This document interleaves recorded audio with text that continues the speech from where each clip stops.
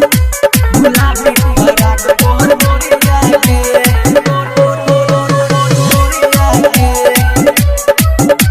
गुलाबी फराक तोहर गोरिया के कंचन इब्राहिमपुर कोइले बादिल हम चोरिया गे गुलाबी फराक तोहर गोरिया गे कोइले बादिल हम चोरिया गे गुलाबी फराक तोहर गोरिया गे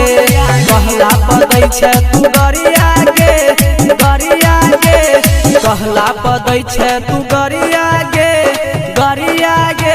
गुलाबी फराक तोहर गोरिया गे कोइले बादिल हम चोरिया गे गुलाबी फराक तोहर गोरिया गे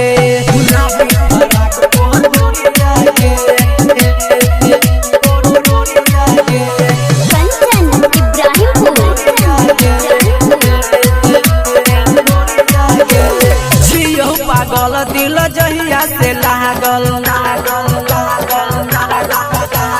छियौ पागल दिल जहिया से लागल बीपी के देखी हम बीपी बाबर होठ से चुए छौरा सो मलाई तोरा प्यार में गेलियो भुलाई लागै छै चांद के अजोरिया गे गुलाबी फराक वाली गोरिया गे कोइले बादिल हम चोरिया गे गुलाबी फराक तोहर गोरिया गे मां शारदा रिकॉर्डिंग स्टूडियो हनुमान चौक गाना बाली छौ कश्मीरी लाली बंगाल के